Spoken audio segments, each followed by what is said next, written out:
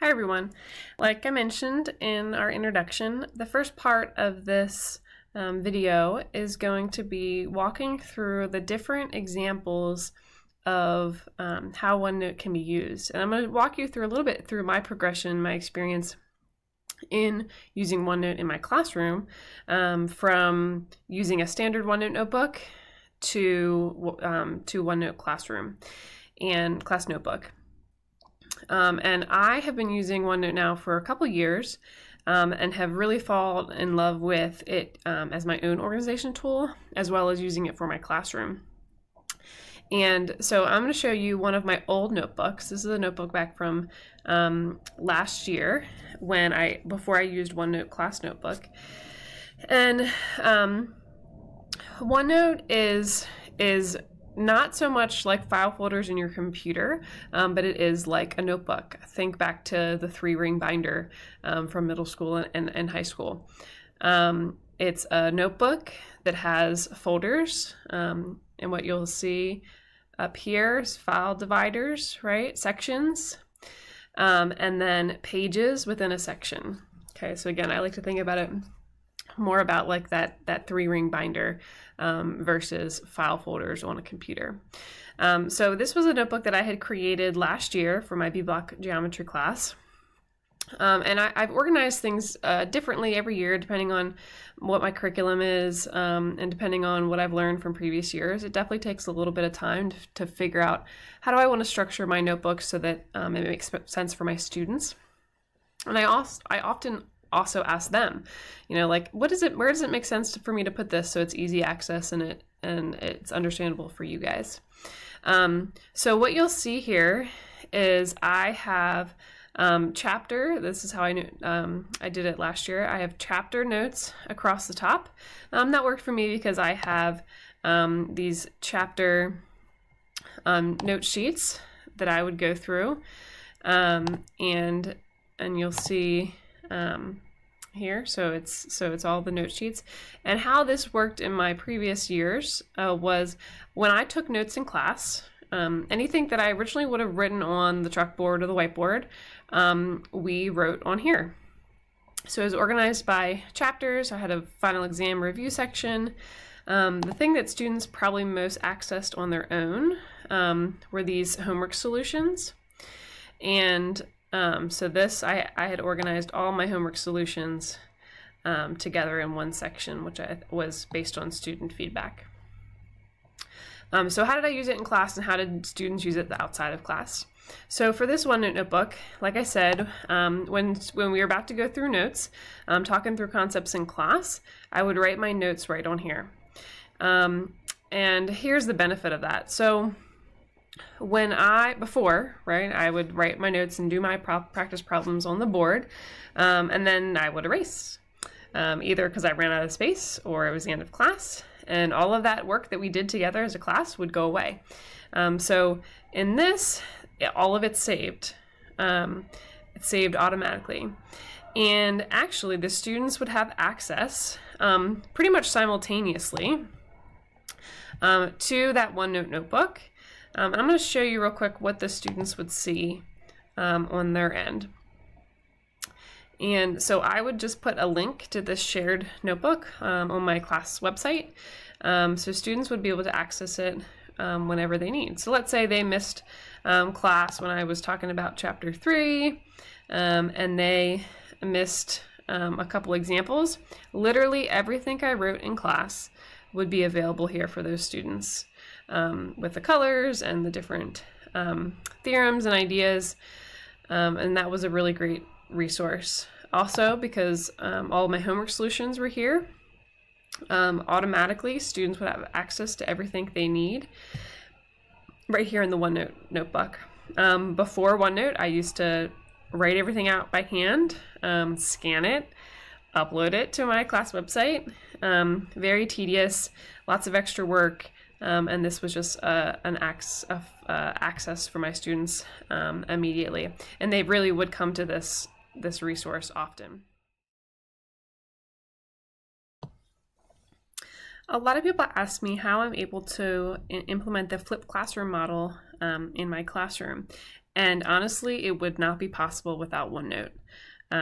This is how I create my own flipped classroom lessons using a screencasting software, Screencast-O-Matic, which I'm using right now.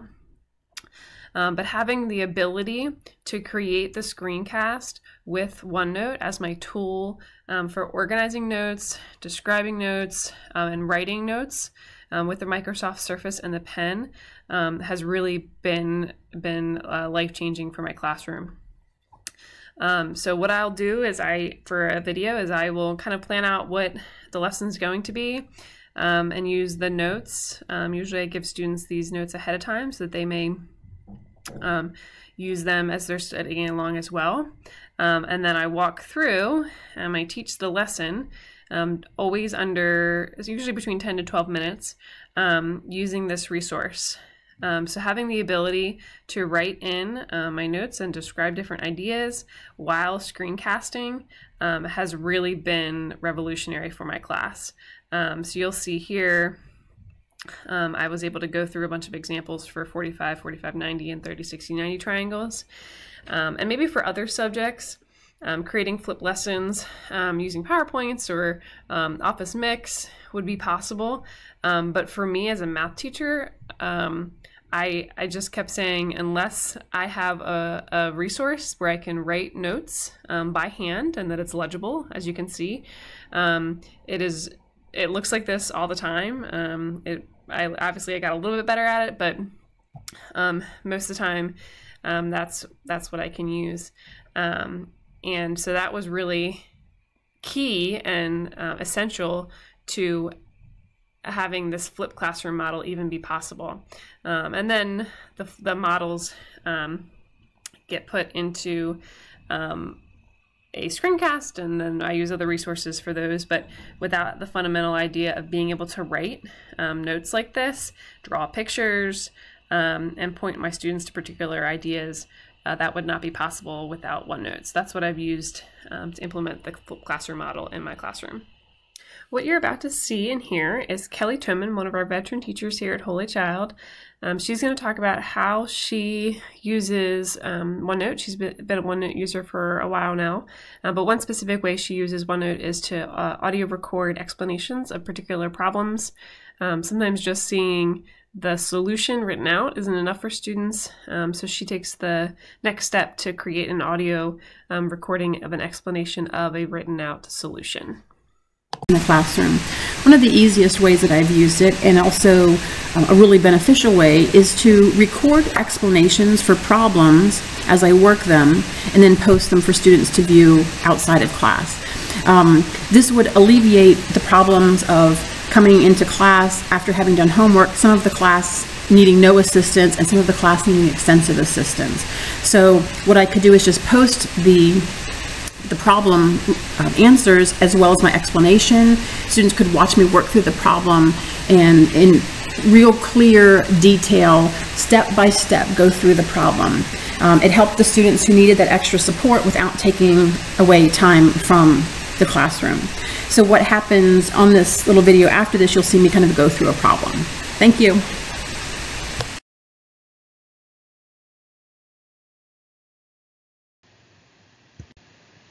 Okay, this is a second type of pressure problem where we're dealing with an object that is submerged in a fluid. This is an open system. It's open to the atmosphere. It's not closed within tubings or pipes. I'm going to go ahead and draw this out so you can kind of see what we're looking at. We have a beaker or cup of water. Okay, it is a beaker that has water on the bottom. Okay, 9 centimeters of water down here, so 9 centimeters of water on the bottom, and then above that we have 7.5 centimeters of oil. You're about to hear from Colleen Wickham, a senior who just graduated. So she was not in the one-to-one program, but she still utilized OneNote on her own device. Our 10th, 11th, 12th graders this year were BYOD. So she's going to explain to you how she used OneNote for her own note-taking, and a really cool audio feature that she used to record classes for herself and for students, her classmates, who might have missed class for some reason. Colleen is a great kid, and she used OneNote in a really interesting way to help with her learning and to get engaged in class. Hi, my name is Colleen, and this is my OneNote notebook. I like using OneNote as a student because when teachers set up notebooks for a class, students and teachers are able to work collaboratively without worrying about losing or saving changes. I also like using OneNote because it helps me keep my notes more organized than I would on paper. Instead of flipping through a binder looking for certain notes, I can easily see all the note topic headings right here and scroll through them until I find what I'm looking for. I can also group topics into subcategories, for example, putting all of the notes having to do with outliers under the title Outliers, so when I'm going back to review for an exam, I can easily find the information on this book. Another feature I found really helpful is the audio function, where I can record a class, and as I take notes, the computer keeps track of what I am typing during each part of the recording. This way, when I'm doing homework and can't quite remember exactly how the teacher explained something, I can easily go back and re-listen to that specific portion of class instead of skimming through 45 minutes of audio to find the right part. So, if I'm trying to remember what my teachers were saying about active or passive voice, all I need to do is scroll over the bullet point that I was talking about, where I wrote what they were talking about, and click the play button, and then I can hear exactly what they were saying in class that day. Right? So, the passive voice separates the deed, the lamp being broken, poor decisions being made, from the doer, and. So when we want to avoid blame or guilt, we use the passive voice. This function is really helpful when teachers are talking fast and I'm not able to write down everything that they're saying, or when they list multiple examples and I only write down a few, but I end up needing one that I didn't type down. So this is my OneNote notebook and why I like it.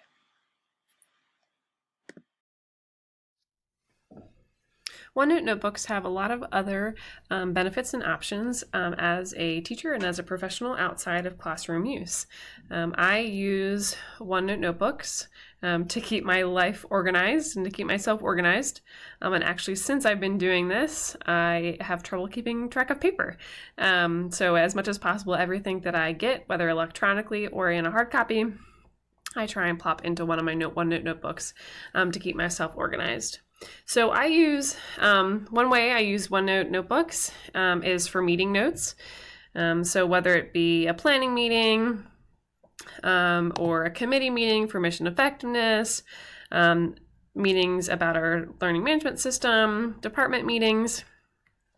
Also, when I go to professional development and conferences, this is where I take all my notes and put links in,